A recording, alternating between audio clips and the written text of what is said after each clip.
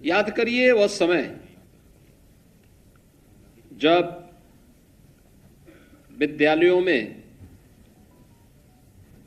छात्रों का अभाव था, छात्र छात्राएं नहीं थे, विद्यालय बंद के कगार पर खड़े थे।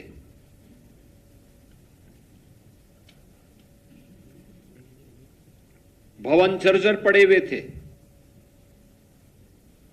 गंदगी हुआ करती थी, अव्यवस्था हुआ करती थी। उन स्थितियों में ये यात्रा प्रारंभ हुई और एक पहल की आवश्यकता थी। प्रदेश सरकार ने, प्रदेश में सरकार बदलते ही पहल प्रारंभ हुई तो उसको नेतृत्व अपने अपने विद्यालय में संबंधित विद्यालयों के प्रधानाचार्यों ने, शिक्षकों ने और उससे जुड़े हुए अन्य जो उनके सहयोगी थे, उन सब ने मिलकर के जो कार्य प्रारंभ किया। आज आप देख सकते हैं कि प्रदेश में लगभग सभी विद्यालय ऑपरेशन कायाकल्प के साथ जुड़ चुके हैं। जो थोड़े बहुत बचे होंगे 2-3%, मुझे लगता है कि इस वर्ष वे भी ऑपरेशन कायाकल्प से आच्छादित हो जाएंगे। स्कूल में ड्रॉप आउट रेट क्यों ज्यादा होता है, क्यों बढ़ता है? जब वहां पठन पाठन का माहौल न हो, जब वहां पे बुनियादी सुविधाएं न हो, बालक बालिकाओं के लिए टॉयलेट की व्यवस्था नहीं, पेयजल की व्यवस्था नहीं,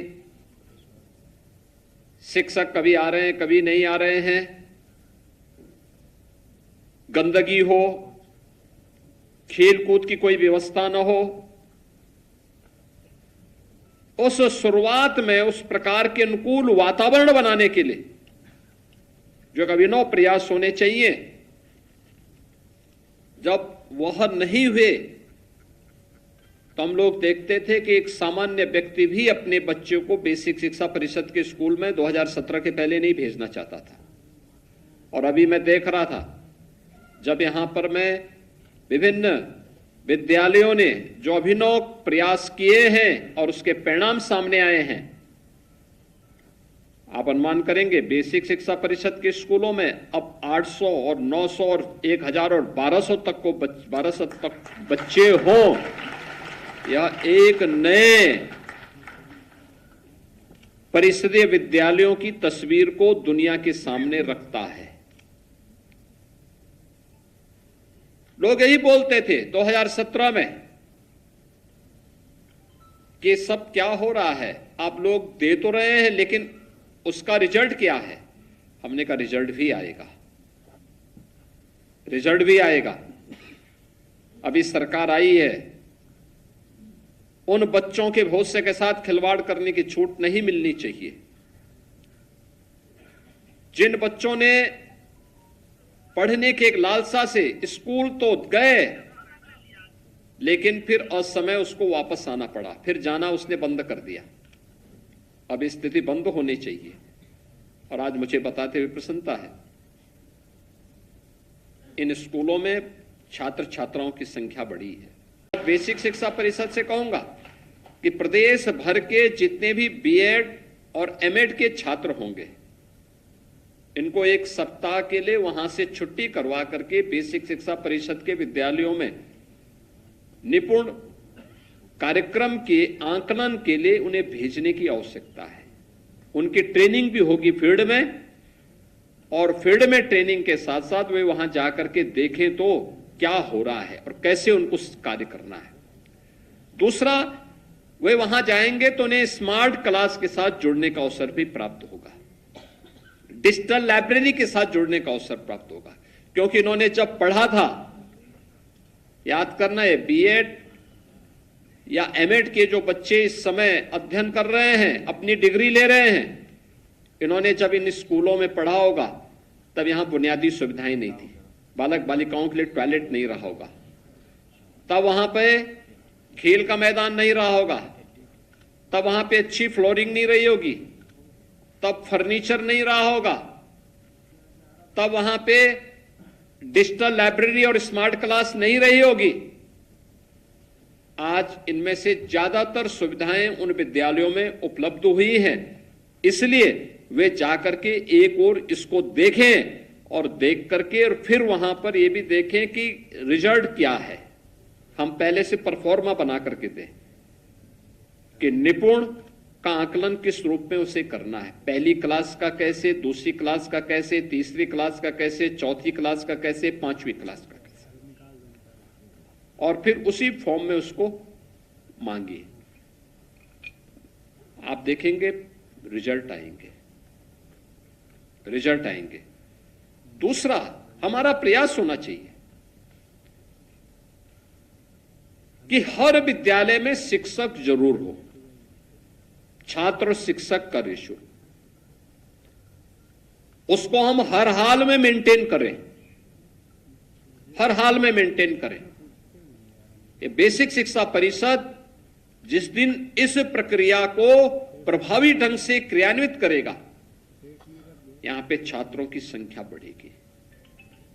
और मेरा मानना है, मैं बेसिक शिक्षा परिषद से जुड़े हुए सभी शिक्षकों से इस बारे में अपील करूंगा, आप एक शिक्षक हैं, जितनी मेहनत करते हैं, देखिए आप ही के साथ के शिक्षक हैं जिनको आज यहां पे सम्मानित किया जा रहा है, आप ही के साथ के शिक्षक हैं, इन्होंने अच्छा किया है, सम्मानित हो रहे हैं।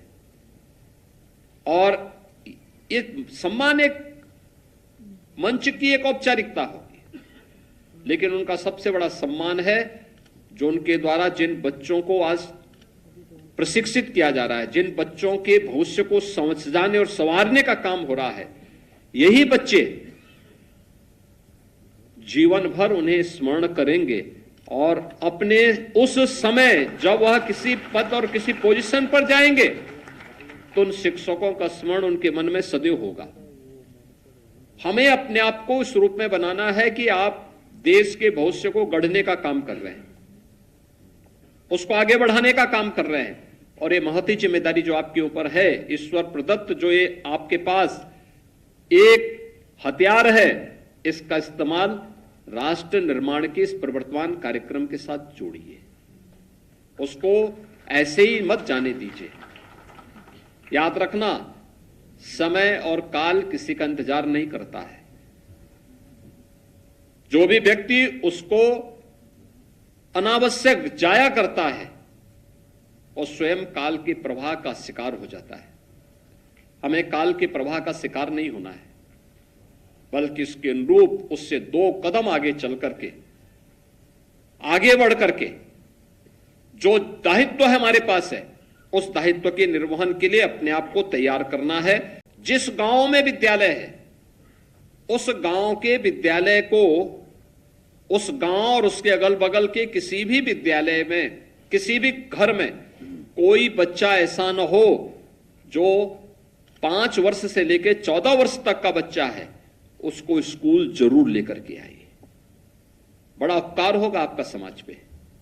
और मुझे लगता है कि अपने इस नैतिक उत्तरदायित्व को एक शिक्षक के रूप में हमें निर्वहन करना होगा। हम इस उत्तरदायित्व का निर्वहन करने के लिए अपने आप को तैयार करें। एक अभियान चलाएं जुलाई प्रथम सप्ताह में, स्कूल चलो अभियान का। अच्छा होगा प्रधानाचार्य आधे घंटे पहले स्कूल में आ जाए, शेष अध्यापक गांव में एक राउंड लगा करके फिर समय पे विद्यालय आ जाए। एक एक घर में पूछो कितने बच्चे स्कूल जाते हैं, कौन कौन गए हैं, जो नहीं गए हैं क्यों नहीं गए हैं, क्या कारण है, बस आपका इतना पूछना पर्याप्त है। गांव की जो आपकी समिति है, विद्यालय समिति है, उस समिति को भी इसके लिए तैयार करिए, ग्राम पंचायत को तैयार करिए, गांव में एक माहौल बनाइए।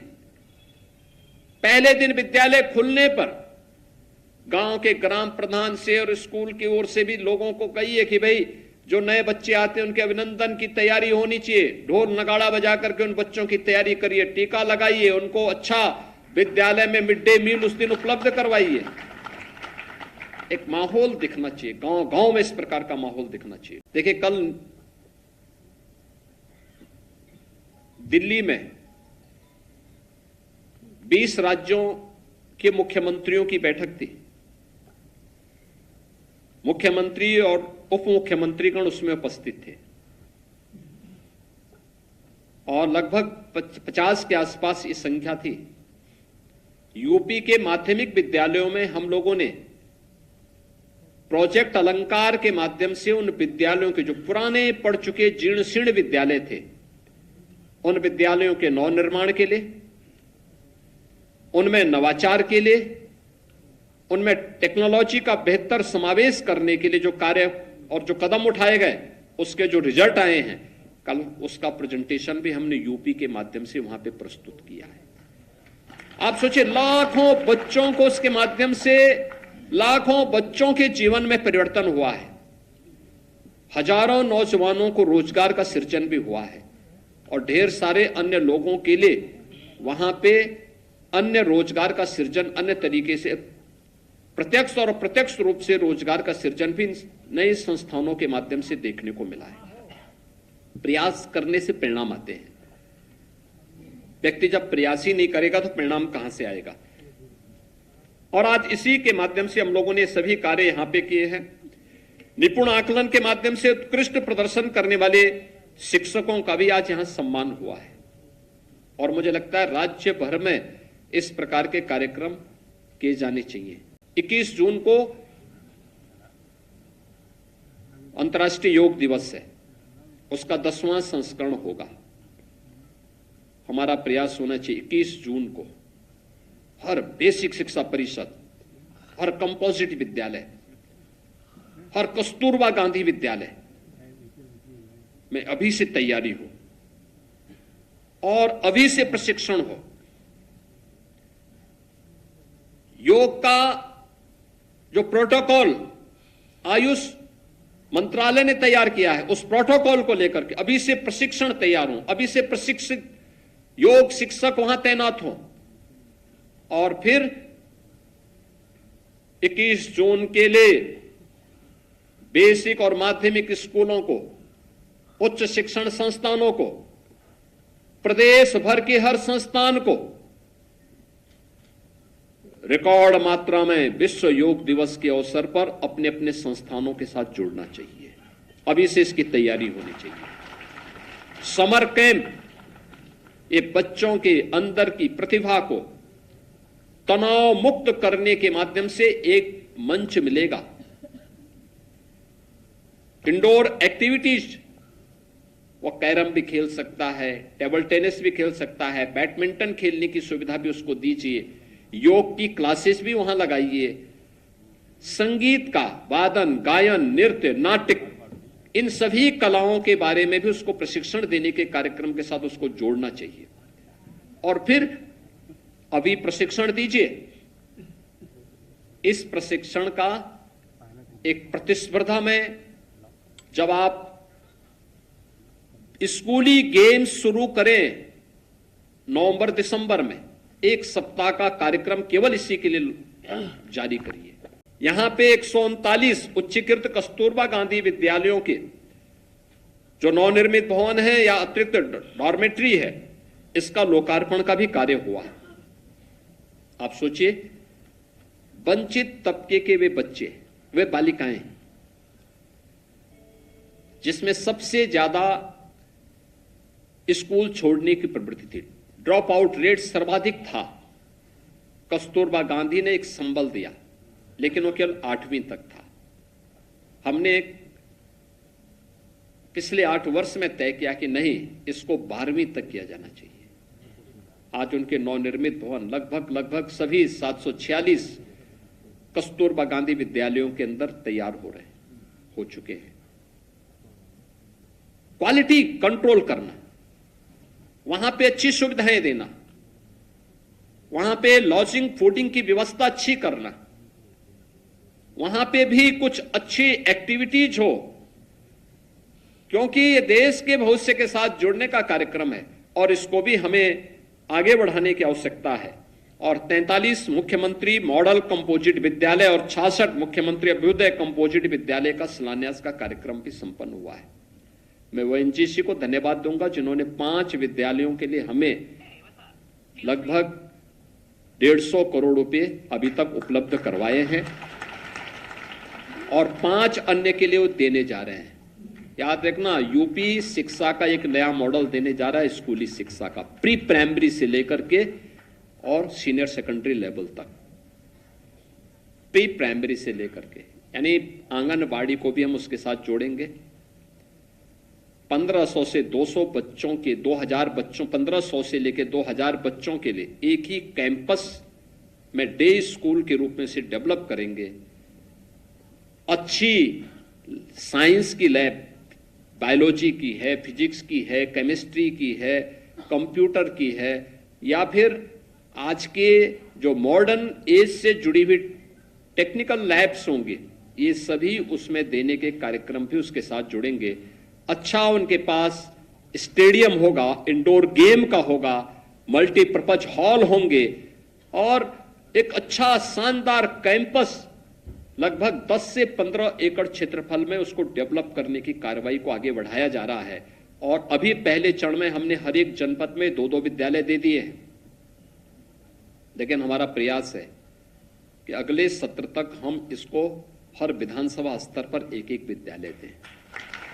अब ऐसा नहीं कि किसी परिवार में 3 बच्चे हैं तो एक बच्चा 5वीं में पढ़ता है, एक 9वीं में पढ़ता है, तो दोनों अलग अलग विद्यालय में जा रहे हैं। नहीं, अब प्री प्राइमरी से लेकर के अगर 3 बच्चे भी हैं, एक आंगनबाड़ी में है, एक 5वीं में है, एक 9वीं में है, तीनों एक ही विद्यालय में पढ़ सकते हैं। ये सुविधा हम देंगे। क्वालिटी एजुकेशन के साथ जोड़ेंगे, क्वालिटी एजुकेशन के साथ जोड़ेंगे, ट्रेंड टीचर देंगे और पर्याप्त मात्रा में शिक्षक देंगे।